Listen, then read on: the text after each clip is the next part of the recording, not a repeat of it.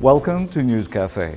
I'm Jing Saysay. We're going to talk about the ever-expanding role of media in our society, its significance and influence on Filipinos, and the difference of the Pinoy brand of journalism, how ratings-based reporting has changed the way we do the news. Sa karanasan ko po, tila ba nakasanayan na ng media ang magpaulan ng batiko sa mga lumalabas sa balita. Allergic po yata ang iba sa good news. Kung di man iiwasan ng mga ito, ay hahanapin naman nila ng masamang angulo. Bilang maalagad ng katotohanan, ang responsibilidad po ng mga mamamahayag ay ilatag ang dalawang panig ng anumang kwento mula sa tiyak at beripikado nitong pinagmulan. Tulad po ng binanggit ko, nagmumula sa mga isinusulat at tinuulat ninyo ang nakukuhang impormasyon ng publiko. Dito nabubuo ang kanilang mga pananaw at paniniwala. Kung patas ang ating pagbabalita at naipararating din natin sa mga Pilipino ang buong katotohanan, kasama na ang mabubuting nangyayari sa bansa, hindi ba tayo rin naman mga Pilipino ang makikinabang? Last Tuesday, the FOI bill was passed by the House Committee on Public Information, even without the controversial right of reply provision. The FOI bill basically means giving the public and media unprecedented access to all government documents and transactions. How will it affect media's delivery of the news? And will this result in a more vigilant citizenry in anti-corruption efforts? Well, but it is not yet the total victory that we want. The total victory, of course, is when the Freedom of Information Act is enacted into law. Kaya malayo pa tayo. Ang bola ngayon ay nasa majority floor leader and of course in consultation with the Speaker on how we will schedule the plenary debates on the Freedom of Information. Sa karanasan ko po, tila ba nakasalanan ng media? Media educators and journalists call to become press freedom. This corruption in media will contribute. We will ask these questions and more from our guest panelists, a veteran journalist and opinion columnist, probably the widest read in this country, from the Philippine Daily Inquirer, with his column, There's the Rub. Welcome, Mr. Conrado de Quiros. And a veteran journalist that spans more than 40 years, tagal na. A former editor of the Manila Times and Manila Chronicle, he's now the publisher and editorial board chairman of Business World and a trustee of the Center for Media Freedom and Responsibility. Welcome, Mr. Vergel Santos. Conrad Vergel, thanks for coming. Thank you. And Tiyempo, kasi the House just passed at the committee level the Freedom of Information Bill. Conrad, let's start with you. Okay. What are your thoughts? Well, I've always welcomed the idea of an FOI. Wag lang yung may right of reply. Bakit? I've always said that. Sabi ko, yes to yung FOI, but no to right of reply. And yung FOI, it's a very fundamental law. I think it empowers the people. If you're going to make a law, kasi marami akong naririnig sabi, ba't natin kailangan ng FOI? Okay naman yung gobyerno natin ngayon, matino eh. Medyo fairly transparent naman. But ang point ko is that if you're going to make a law, it has to apply not just to this government, but to all governments. Correct. The ones that are going to follow. Institutionalize. So, kung magkaroon ka na naman kagaya ng gobyerno, kagaya ng the previous one, na maraming tinatago, you're going to have problems. So you need an FOI, even with this government, particularly in application to mga subsequent governments. And also because it's important. I think it empowers the people. That's a very It gives interesting, them access to really important information which they did not have during the past administration. very interesting point that you brought up, Conrad. The people and media. Why is everybody else making this about media, Vergel? You know, I really thought that it would not pass. No? Okay. Because it's a battleground between power and freedom. Okay. And the Freedom of Information Bill necessarily would affect people, the powers that be. And therefore, probably logically wouldn't want something like that passed. But then again, such a law simply has to be passed. It's about public information in the first place. Correct. So dapat malaman natin pare-pareho yan. Ako, nung makita ko yung public information, dahil merong sanction doon sa keepers ng information, sabi ko, I can live with it. No? Kasi kailangan talaga natin yan eh. In the first place, public information yan, dapat talagang malaman lahat yan eh. There's a version written by Congressman Antonino that has a right of reply. Ay wala yun. Yung right of reply, walang ano dyan. No compromise at all. on Yeah, the no point. compromise there. Hindi po pwede. Kailangan ba sa media? Ang right of reply? Ang right of Not reply? at all. I've written about it several times actually. Unang-una, yung public officials do not lack for any means of right of reply. Pagka naman sinabi nila yung side nila, pinapublish naman ng media. Hindi pinapublish o ini-air ng media. Kapag nagsulat sila letters to the editor, binibigyan ng priority. And sinabi ko nga doon, they have, ang congressmen and senators have something that media does not have. A very, very powerful instrument by which they can say whatever they want. Privileged speech. Magsalita sila, nobody can question that. They can lambast anybody, they can say the most libelous things. Eh wala kang right of reply sa kanila. Bakit ini-insist nila yan sa media na magkaroon ng kanya? Pangalawang problema mo sa right of reply, it reposes judgment about tama ito o mali ito, offensive ito o hindi, sa public officials. That has to be editorial judgment. Huwag kang makialam dyan. You do not repose that right or that judgment na this is right and this is wrong sa public officials. That's very dangerous. But is that to say media is not at fault? No, it is, in the first place, it is, it should be in the editorial advice of the media whether the media want or not to publish one's reply. Pakialam yun no? It has nothing to do with that. I mean, the law itself has taken that into consideration. Ang sinasabi nila is that hindi lang para sa amin yan, para sa lahat ng tao. Really? You go out there in the street, you talk to a man, does he really have any chance of landing in the newspaper? It's for you, kaya yung gusto yan. Ano, pero hindi dapat. Kamukha na sinabi ni Conrad, you can discourse to your heart's content na hindi ka, nang walang magagawa ang kahit na sinong tinira mo. Ano, bakit yung gagawin yan? Pero kami hindi pwedeng tumayo ron para sagutin sila. Apparently, media has changed since the Marcos years, especially after the Aquino de Corradino administration. The freedom is tremendous. Pero kung tinatanong mo na, is media also at fault? Arguably, yes. Media can be abusive. Tapos, ang daming problema ng media. Yung sensationalism, yung corruption in media, all those things are there. But yung right of reply does not make things better. It makes things worse. Yun yung problema eh. To be able to cure these things, I think you have to rely on yung mga matitinong tao dun sa loob ng media. There's got to be that. Marami rin naman matitinong sa media and they think they can raise a collective voice to criticize and to scorn, to even to damn yung mga maling practices ng media. But you cannot have public officials doing that for media.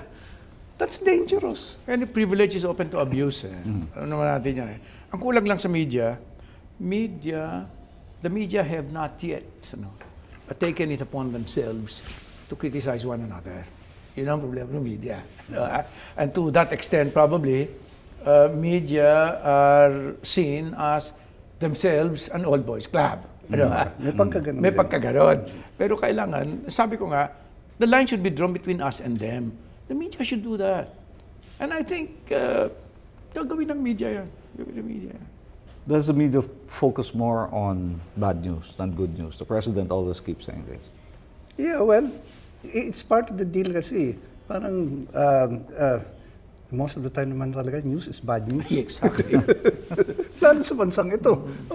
I'm not beyond talking about, I don't even think in terms of bad news or good news. Some stories are just worth publishing and airing. It's not even because it's good or bad. Well, to some people, it may look like, why na puro kasamaan yung nilalabas natin. But that's part of the deal. It's how you see things. Some people may see it as bad. Other people, ang feeling ko, I'll give an example. Some years back, yung community sa Hong Kong, nagprotesta because yung mga probe daw, they wanted probe, stop from being aired sa Hong Kong. Kasi sabi nila, pedophilia, yung mga garbage sa Maynila, yung mga patayan, yung mga rape, ganyan. So sabi, it's giving us a bad name. Sabi ko, why should it? And nangyayari, in the first place, these things happen in this country. So how can you suppress them? Secondly, sabi ko, the fact na mayroon kang freedom of the press is good news in itself. Hindi ba the fact na dito sa amin sa Pilipinas, so lumalabas yung mga ganyan. Sa inyo, kung minsan, maraming nangyayari dito, hindi nilalabas, takot kayo. That by itself is good news. What does media have to do? Well, in the first place, news is about the truth in the public interest. Yun ang pag-usap. And who decides in this case kung ano ang should be in the public interest? Yung media. Ano namin yan eh. Teritoryo namin yan eh. Now, it becomes good or bad depending on how you see it, as Conrad would say. So walang bad or good news. Meron lang news. Ang presumption kasi dyan, I think, is that if you're in media, may fairly objective wala ka namang interest na sarili. Theoretically, of course. Theoretically. With corruption and everything yeah. else. May mga which is what makes corruption condemnable. Pero theoretically, pag nasa media ka, you're supposed to be objective. Wala ka namang vested interest eh. So, you're the ideal person to make the judgment. Pag nilagay mo sa public official, may vested interest. You want to be re-elected, you want to have all this power and so on. Hindi mo pwede ibigay sa kanya yung right to make those judgments. But is media playing its role as it should? Oh, I think so. I think so. To an extent. Of course, everybody would like the media to do better, as any other profession and institution for that matter. Pero we can all only try. Lahat naman yan ganyan eh. Kahit na anong profesyon eh. Sabihin mo, may salbay sa mga profesyon. Lahat naman yan meron eh. Hindi pwede lahatin.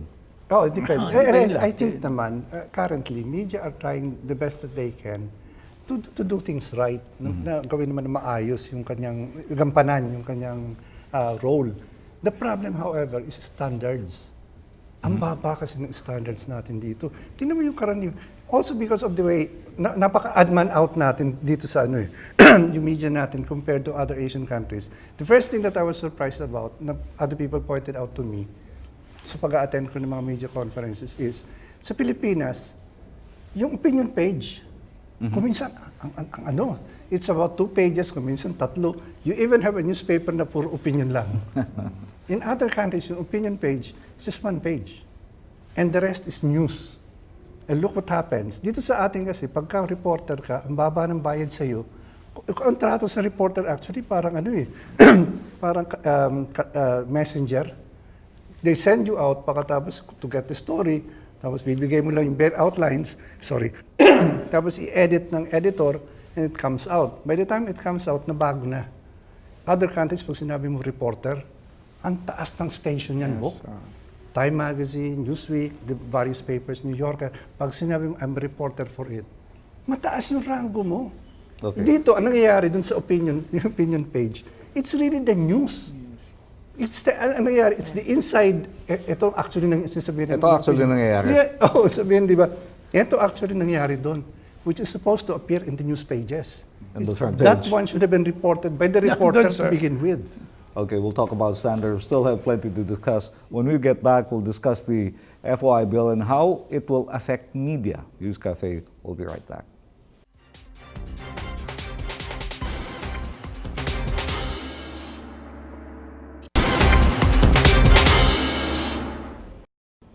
And we're back. You're still watching News Cafe on the Solar News Channel. We're still joined by our guests, Conrad De Quiros and Perhel Santos.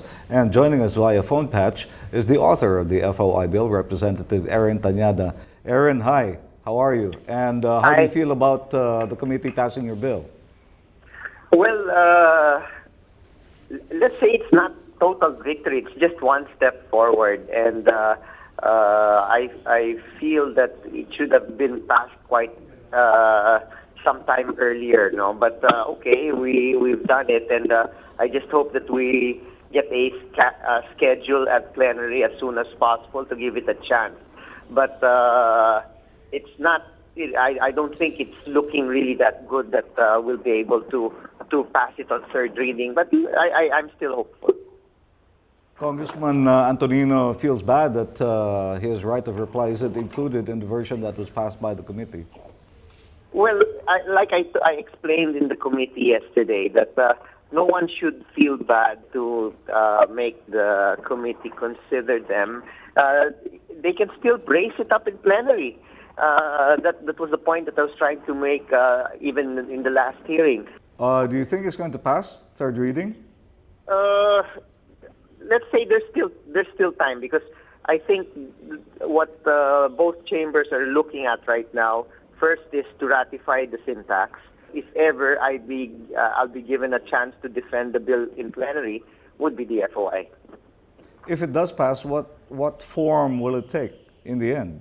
It's the consolidated substitute bill, which includes recommendations by the study group of Malacanang during the technical working stage of the bill. It doesn't have a right of reply, and I think, of course, Congressman Antonino will take his spotlight when the period of amendments comes in plenary. All right, Congressman Tañada, thank you for joining us. Thanks. Thank Eric. you, Jing. I'd like to quote from your column, Conrad. The media have their share of faults. The media have their share of oppressions. Some will say more than their share. But like the choice of national artists, which is best left to artists, however, they are capable of pettiness too, the determination of news is best left to journalists. However, they are prey to corruption too. They still count enough respectable members in their ranks. I know that idea sucks, particularly when you see the ragged crowd that goes to vote for the officials of their favorite organizations. But again, it's like democracy. It's a horrible idea, except that others are worse. That's from August 1. So pabayaan na lang tayo sa negosyo natin. Ganun ba? Is that what you're saying? Hindi naman. I think media ought to be criticized where criticism is deserved. Okay. Hindi, talagang I think dapat, and I think nga, it can come from the public as well. Letters to the editors and even from social media, I think, which has been critical in many ways of mainstream media. Pero do not repose that right sa public officials. Yun nga, paulit-ulit ako dyan because that's very dangerous. And even in government. You brought up an interesting point kanina before the gap, Conrad. You said the quality of journalism and the quality of journalists in this country now. That's a problem. It is. It is. And Verhel, how do you solve things like that? Maturity of our journalists. Education in all forms. But in the meantime, well, the levels of skills, the levels of understanding, the levels of cross-disciplinary understanding, mababa talaga. Ano, ha? But then ganyan talaga yan. This is a democracy is like that. Ano? But the thing is that if you pass a bill like the right of reply, it sets back the freedom trend. Ano? Masama yan eh. No? Now, yung FOI is pushing that trend. how is social media affected? Go ahead, I'd like Conrad. to add to that. Ako lang, ang suggestion ko rito, very practical, improve the reportorial pool. Alam mo, yung impact niyan will be very, very vast. Ang problema nga natin talaga, yung tingin natin sa reporter, mababa eh. Binabayaran mo ng barya-barya yung reporter, tapos you don't really expect him to get all the facts and to get all the right interpretation. Ini-expect mo yan to happen sa editor, sa level ng editors. Dito sa atin, kukorektin ng editor, tapos the columnist will come out with the real story. Doon pa lang, nandun na yung problema about, kaya nagre-reklamo si Pinoy, for instance, media get things wrong. In many ways, yes. Yung reporter, yung nag-report, niretoke mo sa desk. Twice removed na kaagad yan. Even with the best of intentions, you don't get the facts, you don't get the nuances right. Palakasin mo yung reportorial pool, and you will get the facts right. Do you think that this has caused the tremendous effect, has had a tremendous effect on the industry as a whole? Oh, the yes. quality of reporting? This is very much in the nature of the practice today. You know, Sensational. yes, situational. Alam mo, it's the editors build reputations of reporters, whether good or bad. Ganun nangyayari.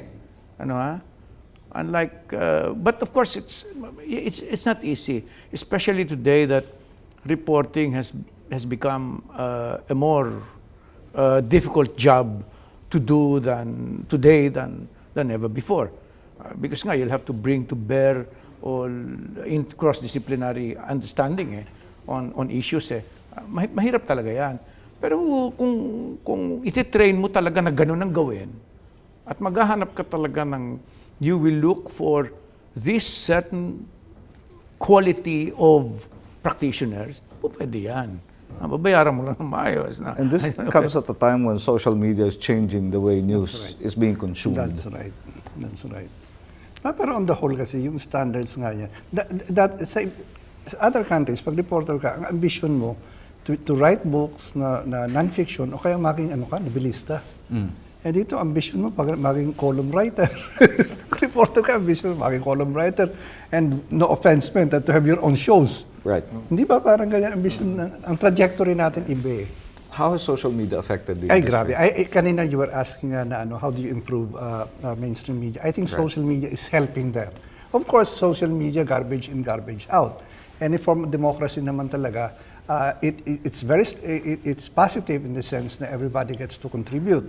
But everybody gets to contribute, bumababa din siyempre yung common denominator mo. Becomes the least common denominator. But I think, yung mga mahusay na blogs in particular, are helping correct yung mga story eh. It nakaka-challenge ng mainstream media. Pag mali yung reporting ng mainstream media, mako-correct ng mga blogs.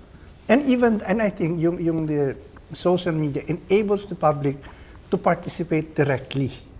So, tingnan mo, Wikipedia.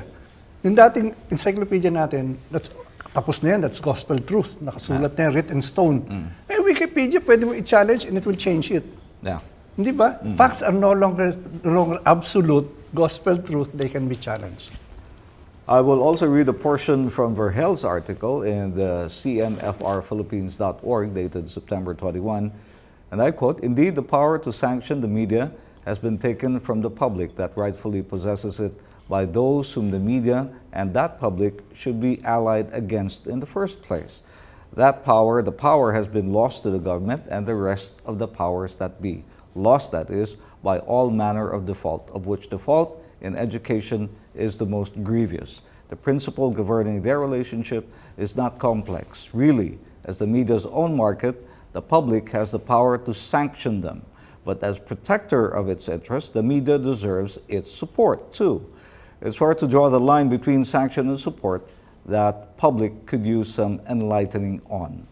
That's from your column. Yes, I think so. The public can use some enlightening itself, but that's how it is. You'll have to raise the quality of understanding across the board. I mean, hindi naman pwedeng kayo lang eh. So, yun ang problema. But what I'd like, what I'd like to say is that kung meron mang, if there is anyone who has the power and indeed the right to sanction the media, is the public. It is the market. Right. No? So, yung iba wala dyan. Do you think, Conrad, the public is behaving the way it should towards media, the kind of media that they're getting? Yeah, and I think well, unang-una, I think yung social media, cable TV and so on, ang laki ambag niyan generally to making the public smarter. So, it's improving media then basically. For instance, sa atin naman, we say ng pangit ng natin coverage ng mga elections. But we see something on CNN, kagaya ng coverage ng last election sa US. Hindi ba talaga, may inggit ka rin naman. It forces you to do better. Yeah. And I think also the public itself, nakakatulong yun eh. Parang aayawan ka ngayon eh. Ang daming choices ng public ngayon. Correct. The blogs, the mainstream media, cable TV. Yes. It's all over the place. Including yung Facebook and so on. You can get your information ngayon kung saan-saan. But hindi ka magtsatsagaan if you produce something that's really trashy. Hindi ka magtsatsagaan ng publiko. Yes. The social media are part of the public itself, The choices are far more enormous than at any time in our history. The landscape, the consumer landscape is surely changing the way media is because of the way people consume media. News Cafe will take a short break. When we come back, we will discuss on the reforms that media needs to do, if at all. Stay tuned.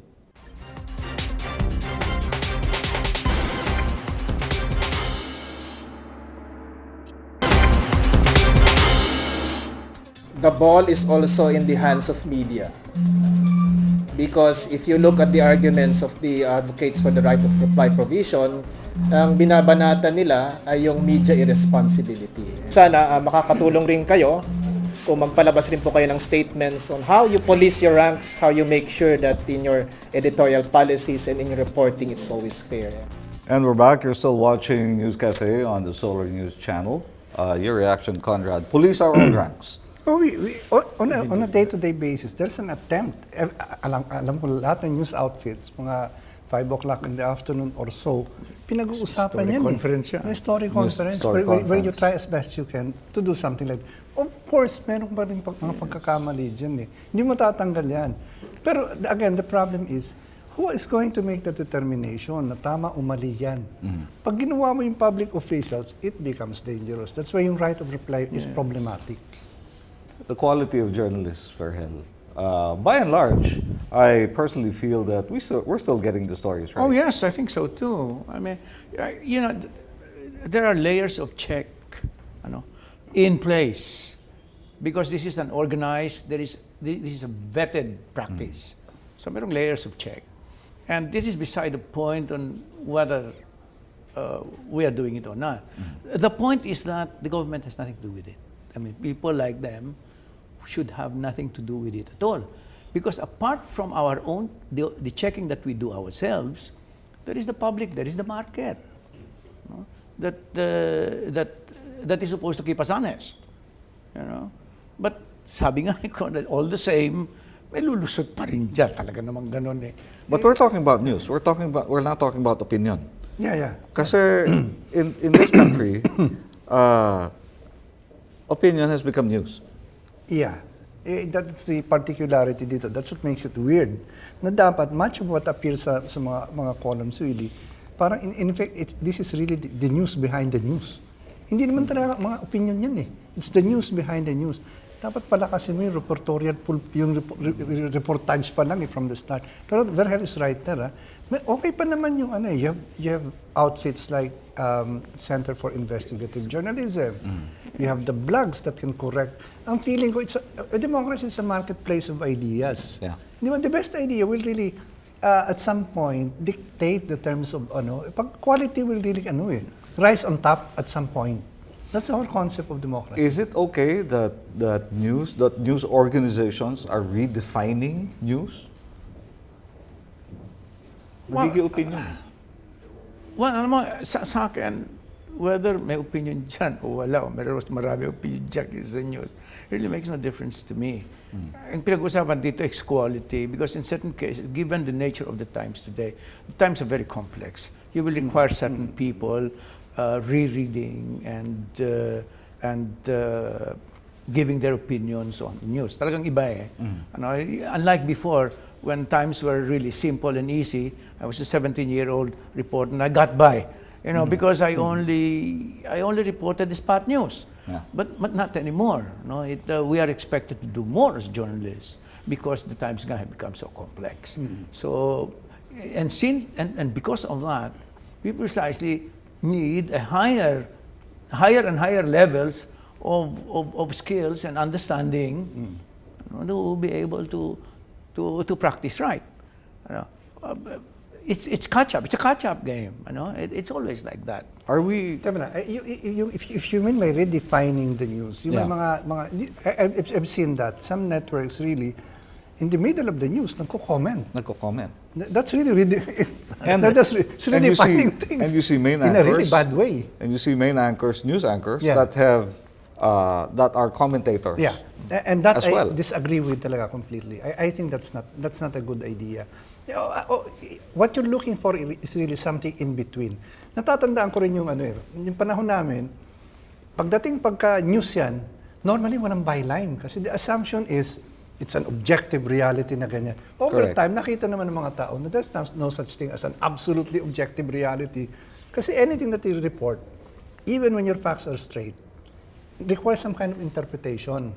Hindi ba, anong nangyari, anong significance itong event and so on. So eventually makita mo, most newspapers, tapos most magazines, may byline na. This is by this person kasi this is the assortment of facts as he saw it and as he interpreted it. Pero on the other hand, hindi naman pwede na from here, na may interpretasyon ka, mag-editorialize ka. That's another step entirely. yes, That's that's another right. leap, and that's wrong. Oops, madaling That's tawid wrong. yun. Yes. That's wrong. Very easy to cross that line. Yun ang nangyayari Yung sa atin. interpretation I think tsaka yung opinion, iba yun eh. Iba yun. Iba yun. Ano ba? Interpretation is based on facts. Yung opinion, yung interpretation is simply reading. reading the facts. Ano? Yung opinion is thinking on the facts. You know? Oh, it's presenting, Iba yun eh. it's presenting, ganito yung tingin ko dyan, and this should be done. Tsaka kaya, pag nag-opinion ka, lalawig na yan eh. Yung interpretation, hindi. May limit ka niyan, hanggang dyan ka lang. Yung opinion, hindi. Okay, as a final question, are we doing our jobs, and what should we do about media if there is something that should be done, Conrad? Gaya ko, sabi ko nga kanina, we're trying as best as we can to do our jobs. Maraming kakulangan. And that's where you need a lot of things na. I think yun nga, dapat strengthen natin yung reportorial pool so that we just get the facts straight. Tapos, dapat nga, and for that to happen, I think dapat taasan naman yung pagtingin dun sa reporters. Taasan mo yung sweldo, kumuha ka ng mga reporters na may tamang qualifications. Hindi basta-basta nang kukuha kung saan-saan. I-raise mo yung standards ng reporters. And I think it will help greatly. Doon pa lang, I think, ang laki ng mangyayari na to improve media. But are we delivering? Right Today? now? Yeah? I guess slowly.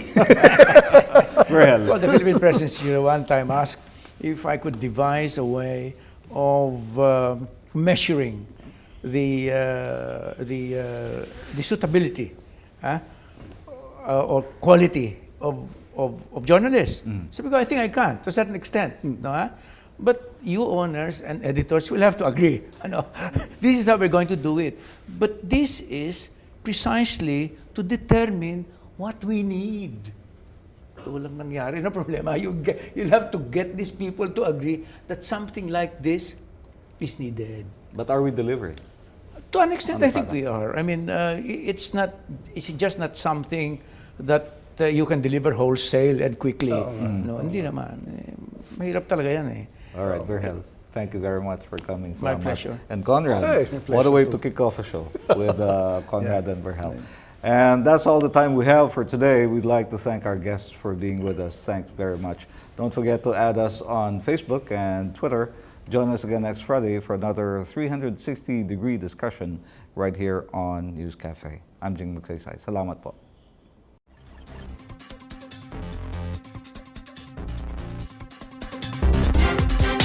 Sa karanasan ko po, di na ba nakasanayan ng media?